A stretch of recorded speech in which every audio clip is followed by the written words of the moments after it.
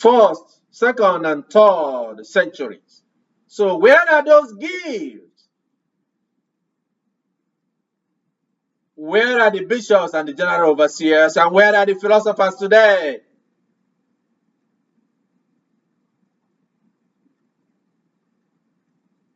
If they all sit in churches and in the places, were there no interference in the days of Elijah, the days of Elisha, the days of Jeremiah, the days of Daniel and all the prophets?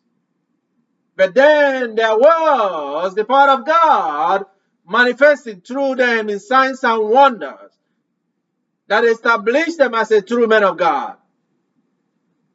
Because as you can see in the history, even the church has not been separated from that of the government of the world.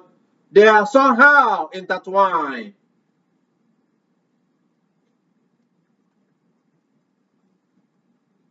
In the message that we are hearing today, I have told you about someone like Clement.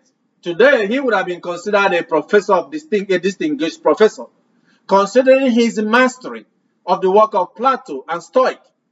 And then in the work of Stoic and Plato and all the work that he did in those that he taught, people like Origen, who was his student, or Alexander of Jerusalem, who was his student. We're talking about men of God that have produced people that history still remembers today, inasmuch as many people do not talk about them.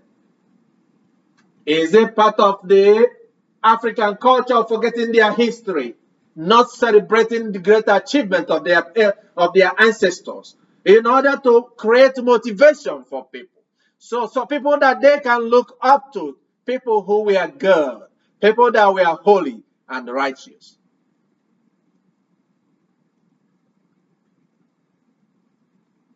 If all the people of the world were going to Alexandria in Egypt to go to school, and today, a lot of people in Africa is going on to the West to go to school.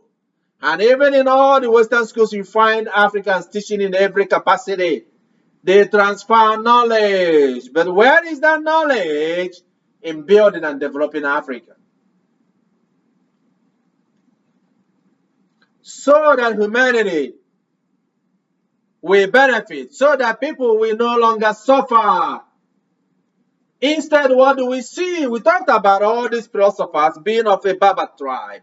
And then you look at how they use religion in order to keep people away from school, from learning. When education is one thing that would have changed and moved them out of poverty. The people that transported the religion, education to the West are now telling their own people not to go to school, deny them education. Underfunded education, underfunded university. They underfunded in research, experiment. Do you know or believe, as you saw, some people believe that Plato, apart from being taught by Socrates, that he was also mostly taught by Egyptian scholars. What about Pythagoras? Have you heard of him? These were before Christ. We are taught by Egyptian scholars. But how did the Egyptian scholars learn? Who taught them? The scientists, the mathematicians, and all the physicians.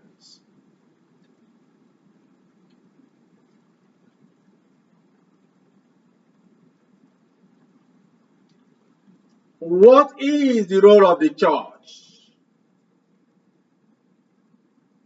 What is the role of the church leaders in human development? Or is it only a place that they come to contribute and give? What do you give back to prepare them and empower them and help them to become great? So that your nation, your tribe, your town, your city, your country, your continent will also become great. Where is your dreams and your visions? If it's not aligned with God, what is the chances that it will succeed? And if it has been aligned with God's will and plan, Why then is the past 1500 like a vacuum? I'm not saying there are not 1, 2, 3 and here and there, but you find that at the end it is neutralized. Where is the effect?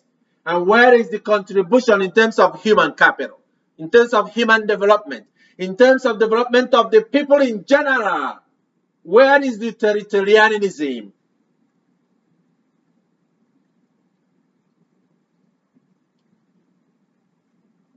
You cannot give what you don't have.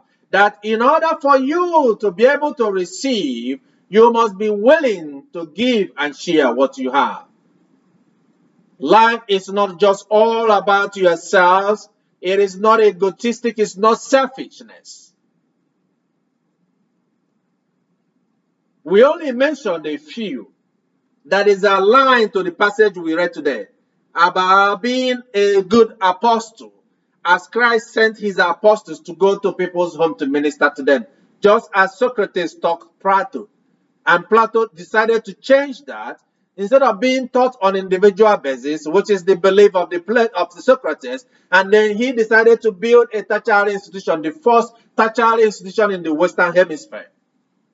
And from there, the knowledge was transferred and shared. But the people from where the knowledge came are the ones that have forsaken. But I want to show you as the soldiers. Let me bring it home. And I'll bring it home to you as the soldiers. That as the soldiers, you are going to do as the word that you read in the book of Mark chapter 6. Don't be like those that rejected prophet because he said from your own town. Oh, because I am black, so you must reject whatever I am saying because I'm black like you.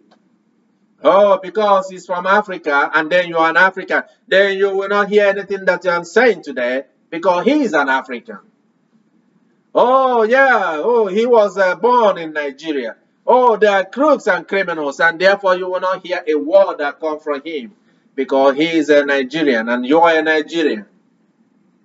Oh, he's an Igbo. Oh, they are criminals. They are this and they are that. Don't listen to anything he's saying because he is an Igbo. Oh, he is an Igbo. Oh, okay. Oh, he is from descendant. So I am from Omudioka. Oh, from where is this place where slavery took place a whole lot? The other clan and all the clans.